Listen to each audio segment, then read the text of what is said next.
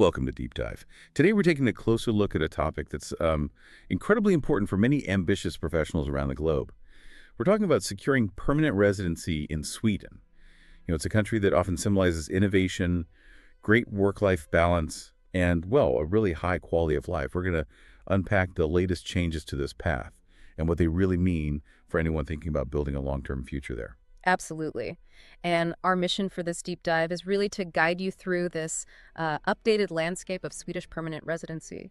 We'll focus particularly on the new financial gateways, the crucial requirements, basically exploring the advantages, yes, but also the critical eligibility criteria, and especially how this significant new income threshold is reshaping the journey for those dreaming of stability in Sweden. We're here to help you understand not just what the rules are, but why they matter and maybe how to best navigate them. Yeah, that sounds crucial. Because for many, especially professionals in fields like IT, engineering, maybe research, Sweden has always been this kind of beacon. But what is it really that makes it such an attractive place to work and live?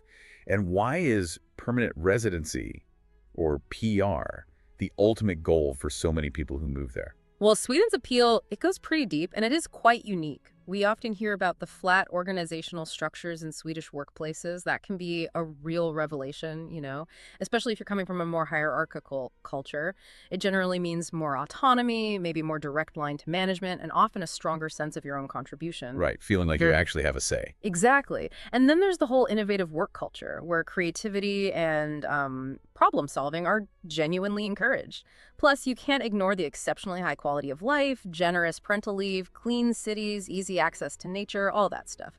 Now, temporary permits, they get you in the door, sure, but permanent residency, that offers a level of stability and freedom that's just, well, far beyond. That's a great point. It's not just about extending a stay. It's about really planting roots, isn't it? Yeah. So what are some of those key benefits of PR that make it such a coveted status? Precisely. With PR, you gain the ability to switch jobs or even entire industries, and you don't have that constant need to reapply for permission or worry about immigration rules every time. That offers incredible career flexibility. Huge. You also acquire rights that are pretty closely aligned with EU nationals, including that valuable free movement across the Schengen area. Okay, let's quickly touch on the Schengen area. That's the zone, 27 European countries, where you can travel freely, no border checks. Yeah. It's a massive perk for PR holders, right? Absolutely massive. It completely transforms how you can travel and move around within Europe for work, a pleasure. And importantly for many, if you have family, PR provides a much more secure status for your loved ones. It really simplifies the often complex immigration bureaucracy that comes with temporary permits. So like you said, this isn't just about staying longer. It's about real integration, freedom to shape your career and life without those constant administrative hurdles. It's also a clear signal both ways that you're committed to making Sweden your home. Okay, it definitely sounds like a significant upgrade. So now we understand the why. Let's get into the how, specifically the core eligibility requirements. For those aspiring to make Sweden their permanent home, what are the fundamental criteria they absolutely need to meet? Right, the path involves several key criteria, and honestly, meticulous planning is now more vital than ever before. First, you must have lived in Sweden for a total of 48 months. That typically means residing there under 2 consecutive 2-year work permits. Okay, 48 months, 4 years. 4 years, exactly. Second, you need to have worked for a minimum of 44 months within the past 7 years. Now, this doesn't mean continuous employment for 44 months just within those 4 years of residency. It means the working months need to add up within a 7-year window looking back. Ah, okay, so there's a bit more flexibility there, time-wise, within 7 years. A little bit, yeah. Beyond that, demonstrating financial self-sufficiency is crucial. You need to show you can support yourself without needing social welfare. And meeting housing standards is also key, proving you have a suitable place to live. And then there's this phrase, living a decent life. That's mentioned as a prerequisite, too. It sounds quite broad. Can you give us a clearer picture of what the migration agency is actually looking at there? Beyond just, a clean criminal record, are we talking about debts or... That's a really good question because it can feel a bit subjective. So beyond the obvious, no criminal convictions living a decent life generally pertains to, let's say, serious breaches of social obligations. This could include things like significant, persistent financial issues, unpaid taxes, maybe chronic unpaid debts that show a pattern of irresponsibility. It's also just about respecting the laws and general social conduct. So it's not about being perfect, but demonstrating you're a responsible, contributing member of society. And practically speaking, remember, applications must be submitted up to 30 days before your current permit expires. Missing that window can cause big problems. Okay, that timing is crucial. Now, this next point you mentioned earlier, it sounds like a real game changer, something making people rethink their plans. Can you walk us through the removal of bridging permits? What did they actually do, and why is their absence such a critical factor now? This is, yeah, perhaps one of the most impactful changes recently. A bridging permit used to be this essential safety net. It basically allowed applicants to legally stay in Sweden and keep working while their PR application was being processed, even if their current temporary work permit was about to expire. It provided a seamless transition, kept things smooth. Right, so no gap in your legal status. Exactly. Without it, if your existing permit runs out before your PR gets approved, and maybe you don't perfectly meet all the criteria right at that moment of application, well, you could face immense stress, potential loss of legal status, maybe even, in the worst case, having to leave Sweden and reapply from outside. So this means if you're short by even a few months on, say, the 48-month residency or the 44-month work requirement when your permit expires, you might now need to wait until your 6th year of residency before you can even apply for PR. The window for application has become incredibly tight. It demands absolute precision in your planning, no room for error, really. Wow. That puts immense pressure on timing everything correctly. I can imagine many listeners just sat up straighter hearing that. And speaking of pressure and changes, let's talk about the new income threshold. This came into effect June 17th, 2025. What does this mean financially for people aiming for PR? How is it impacting their planning? This is, a monumental update. It's going to affect a large number of applicants, no doubt. Work permit holders, or those renewing their permits, are now required to earn at least 80% of Sweden's median salary. Let's get specific. This translates to SEK 29,680 per month. That's before tax. Okay, SEK 29,680 before tax. And for listeners maybe more familiar with Indian rupees, that's around? That's approximately 2.76 lakh per month. And look, this isn't a minor adjustment. It's a very clear raising of the bar financially. It's also really important to understand the scope here. This rule applies to both new PR applications and renewals of existing work permits. Okay, renewals too. That's a big deal. That's a substantial sum for many roles or maybe early career professionals. Are there any groups exempt from this? Yes. Thankfully, there are specific exemptions. Certain groups are not subject to this new income threshold. These include EU citizens, naturally. Also, blue card holders. Could you just quickly remind us what a blue card holder is? Certainly. A blue card is basically an EU-wide work and residence permit. It's designed for highly qualified non-EU citizens. It has its own set of advantages and, frankly, usually higher income requirements already, which is why they're exempt from this specific threshold for PR. Other exempt groups include seasonal workers, researchers, interns, athletes, and au pairs. So while it impacts a large segment, it isn't universal. But if you connect this to the bigger picture, this update clearly marks a shift. It emphasizes financial self-reliance, sets a higher bar for eligibility, and reinforces Sweden's focus on attracting and retaining people who are, well, economically independent. Right. A clear policy direction there. So let's say someone has meticulously met all these requirements, the residency time, the work months, they're living that decent life, and crucially, they meet the new income threshold. What are the practical aspects of the application process itself? What should they actually prepare for when they go to apply?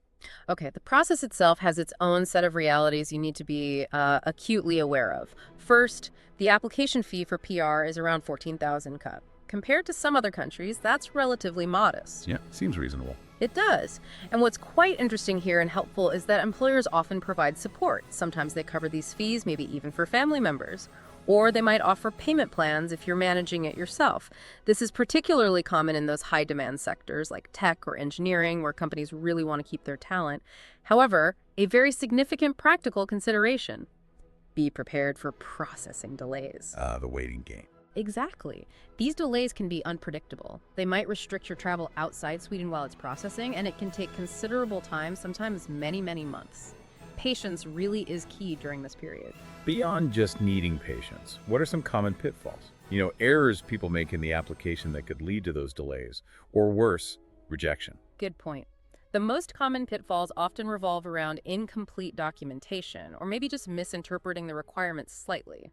For instance, not providing crystal clear proof of all 44 months of work, Or maybe submitting bank statements that don't clearly show continuous financial self-sufficiency throughout the required period. Little gaps can cause big problems. Also, remember that 30-day window we mentioned, submitting before your current permit expires.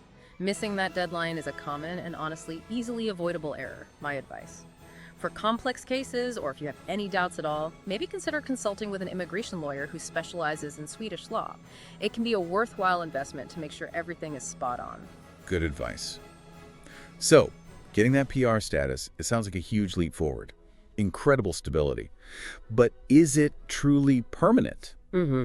Permanent? Or are there conditions where it could actually be revoked, even after all that effort? That's an important clarification.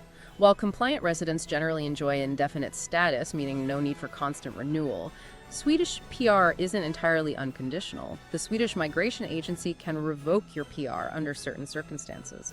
The main one is if you spend extended periods outside Sweden, typically more than a year consecutively.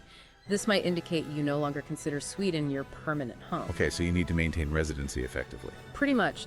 They might also revoke it if they discover later that you provided false or misleading information during your original application, which just underlines again the absolute necessity of being completely honest and transparent. So yes, it grants significant stability, but staying informed about the rules and being honest in all your dealings with the authorities is absolutely critical. It's a privilege, really, that comes with ongoing responsibilities. That makes sense.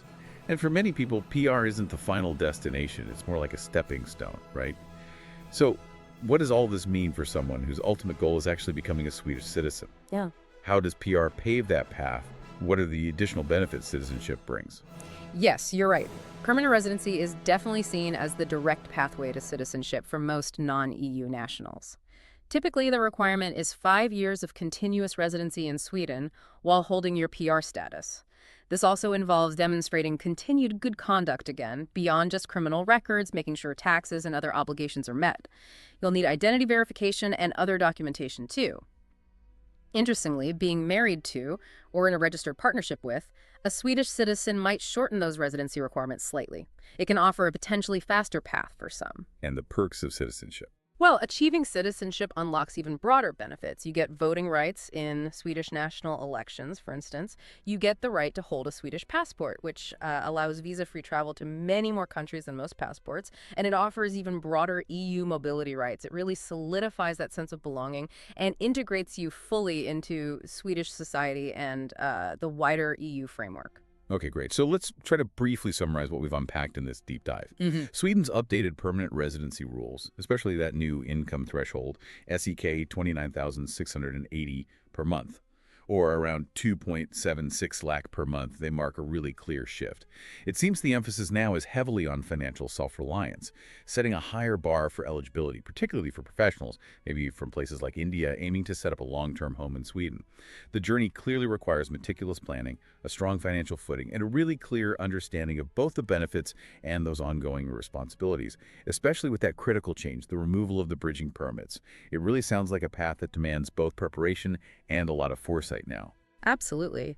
I think ultimately, making Sweden your long-term home isn't just about ticking boxes for financial and residency benchmarks. It's about a deeper commitment, really. Integrating into a new society, embracing its culture, values, and truly building a life there.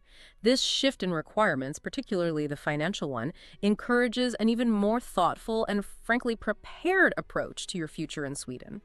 It ensures that those who commit are genuinely ready for everything Sweden offers and what it asks in return. The key question, I suppose, for aspiring residents now becomes, how do you strategically position yourself not just to meet these tougher requirements, but to really thrive in this evolving Swedish landscape? Some important things to think about there. All the best to everyone navigating this process. And we will meet again with another important matter again soon.